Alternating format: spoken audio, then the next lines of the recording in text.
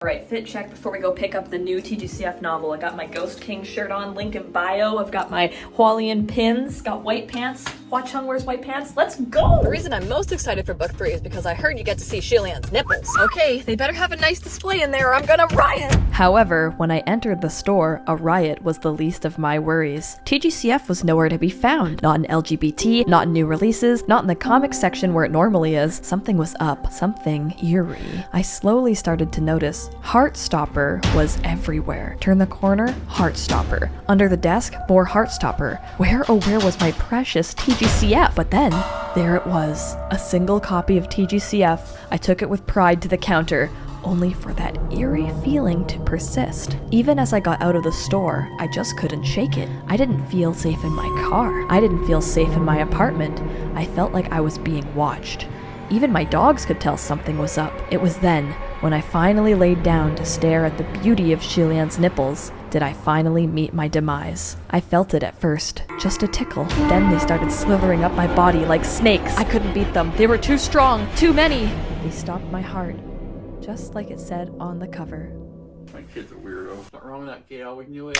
We knew it. Just kidding, I read Heartstopper a long time ago and I am a fan of it and I haven't read the 4th book, so I did pick that one up. But back to TGCF. What's up guys, it's Kickter. I just got the new book, TGCF book number 3. It is gorgeous and there are some amazing surprises inside. A kiss and Xie Lian's nipples. Now I'm gonna show you my favorite pictures in this book and then we're actually gonna read 2 of my favorite parts. We are still in the flashback and one of the most embarrassing things in the entire world happens to Xie Lian and little Hua Cheng. They come across these flower demons and they infuse you with lust until you go crazy and then like want to have sex with them and then they'll kill you. So Xie Lian, however, is really good at repressing his urges and repressing the feeling of lust and stuff like that. So he is able to battle it, but he is having a terrible time. And so he has actually pierced himself with a sword in a cave. And so Hua Cheng is actually at the front of the cave because Xie Lian doesn't want him to look at him in this state because he is like blushing and aroused and yeah. Little Hua Cheng is in front of the cave and he's telling these sexy flower ladies to off. However, these little sexy flower ladies are really convinced that they can get Hua Cheng to come towards them. So they're like, how do you like me? Do you like these? And Hua Cheng's like, nope, I sure don't. But then they do something that actually gets his attention. And I thought I would read that section for you. Hey, little Gaga, don't root yourself there like a stiff shaft. What do you want? Why not come with me over there to have some fun? What sort do you fancy? Am I your type? The young soldier didn't respond. Those flower Yao thought in order to enter the cave, they must go through him. So they brought forth all their tricks, coddling him with their words. What about me? How about this? Am I pretty? Look at me. Do you like this? Starting with flirtation, changing to complaints, and then devolving to curses, regardless of their tactics, the boys still ignored them while they were far away and struck at them if they drew near. Xie Lian knew that before Land of the Tenders emerged from the ground, they could change their shapes at will. He wanted to warn the boy, but due to his distressing predicament, he didn't dare open his mouth. Finally, when at last those heavy waves of heat passed, he managed to gasp, "Don't look at them!" It was exhausting enough simply fighting the hot blood that rushed to his head, so Xie Lian's voice was terribly soft and hushed. But that young soldier heard him instantly and called out in response, "Yes, sir! Your Highness! How are you?" "I'm fine," Xie Lian said. "If things become difficult to bear, shut your eyes, seal your nose and mouth." The young soldier hadn't had a chance to answer when another flower Yao suddenly burst out laughing. "I know, little guy! I bet your favorite type must look like this!" It sounded as though a new Land of the Tender had emerged from the soil. A sudden dead silence descended outside the cave. That young soldier seemed to have stopped breathing. In the next second, the crashing waves of laughter from the flower Yao surged against Xie Lian, drowning him. The flower Yao clapped and screeched, "Ayoo! What a play! What a play! My God, how did you come up with this? You slay me." "Look, that brat is completely stunned. I bet you figured him out.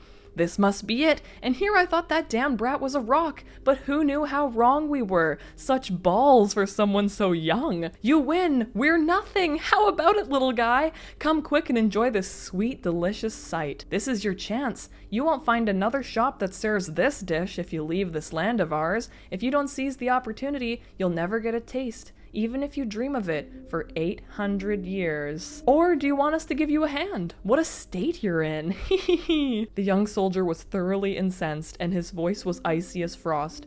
You are seeking death! So, yeah, the flowers noticed that Hua Cheng was very attentive to answer Xie Lian, and then were like, maybe he likes him, and they made a Xie Lian flower demon that Hua Cheng then saw and got a boner. And this is known as Hua Cheng's sexual awakening.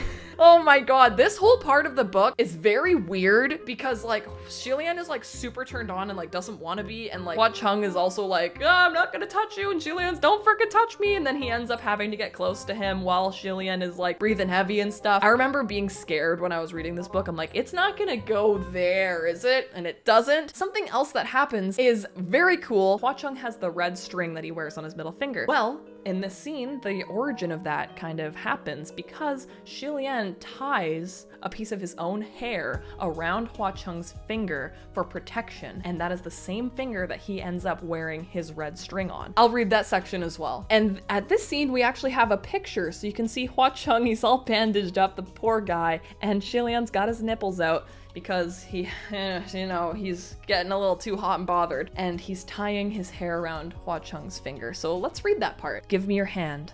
The boy obeyed, and Xie Lian retrieved the long, thin strands and tied them in a knot on one of his fingers. Your Highness, what's this? The boy asked with a quavering voice, baffled. Xie Lian sighed. The flower yow's poison is about to enter the second stage. I need to borrow your sword. If anything wants to harm you later, raise this hand and it will protect you. Now, leave. A moment passed, and the young soldier returned to the entrance of the cave. The flower yow grew rowdy again. You're out? Finally. Blocking us outside like this while you went in to have fun yourself? You're not very nice, kiddo. Oh my god! So you can see how that moment was so important to Hua Cheng. He ended up carrying that on throughout his life. And it's also really funny how the flower gods were like, you're never gonna fuck this guy in 800 years, and then he does. But that's not in this book. Now, another amazing moment in this book is when they share their very first kiss. And it unfortunately is not a mutual kiss. It's one of those like, it's like a CPR kiss in a way, but it's underwater. So let me read that one for you, because it is a good moment. That's when we actually end up back in the future tense. So this part is so funny, like it's not talked about as much, but Xie Lian was chasing after a fetus spirit, so he dressed up as a pregnant woman, and he ends up in this lake and he's drowning, and in his own mind he's like, I'm immortal, I'm fine, I can take the pain of drowning because I'm not actually gonna die. But to Hua Cheng, he's like, I don't want Xie Lian to experience any pain he doesn't have to, I'm getting him out of this lake. And so he dives in after him. Oh, it's so romantic. Suddenly, a vast expanse of burning, vivid crimson red flooded his vision.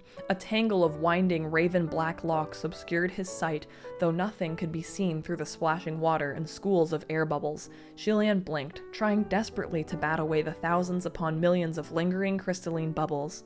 Then he found himself caught by a pair of strong arms. One hand circled his waist, the other grasped his chin. In the next second, something cold and soft covered his lips. In that instant, Xie Lian's eyes bulged. Never in his life had anyone treated him like this. First, no one dared. Second, no one could. However, this person was swift like the devil and had appeared so suddenly that he had no chance to defend himself before he'd been plunged into such a state. Flustered, he thrashed and desperately tried to push the person away. Instead, he only succeeded in choking on large mouthfuls of water as string after string of bubbles escaped from his mouth like crystal beads. Of course, this was a big mistake underwater. The hand around his waist only tightened, pressing their bodies close together, and Xie Lian's struggling hands were firmly folded and crushed against his own chest, trapping them in place. His lips, too, were securely sealed. The kiss deepened, and with it, a breath of cool, gentle air was transferred into his mouth. Completely helpless and at a loss, just as Xie Lian began to accept his fate, he finally saw the person's face clearly.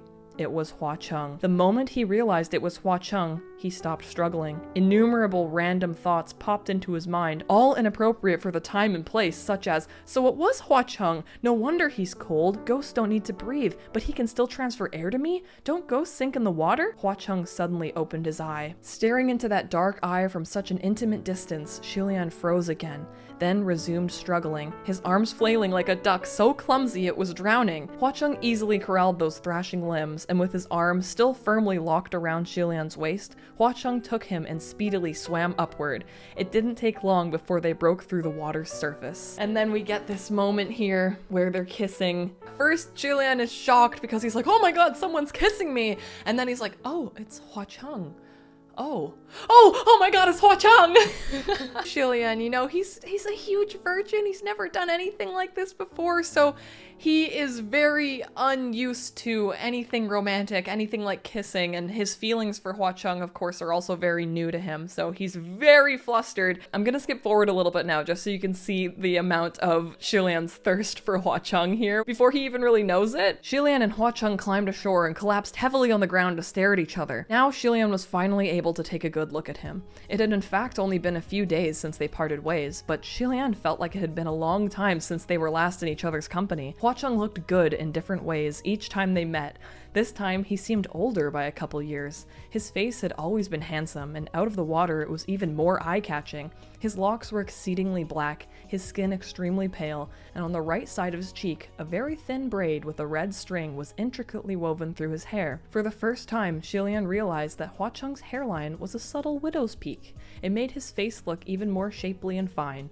The black eye patch covering his eye added a murderous aura that muted his elegance, but it balanced his good looks almost perfectly. The scene after this is even better because Xie Lian is so flustered that they kissed, but also not wanting to offend Hua Cheng. His tactic for dealing with it is pretty hilarious. And if you guys want to purchase this book, you can buy it on Amazon, and if you use my Amazon link, I got a tiny commission. So I'll have the link in the description for that down below. If you guys want to help support my channel, you can also head over to my shop and pick up some of my merch. We've got some red string of fate, or is it Xie Lian's hair of fate, now that we know the origin of it. You can also join my YouTube membership. We're about to have some awesome members only live streams where it's like a cool hangout where we all just talk about TGCF and MXTX. And it's one of my favorite aspects of doing YouTube is getting to actually hang out and chat with you guys because it's more of an intimate space. You can do that by clicking join down below. If you watched all the way to the end, thank you guys so much for watching. Sharing my extreme love for these stories with you guys has made me so incredibly happy. So I'll see you guys next time.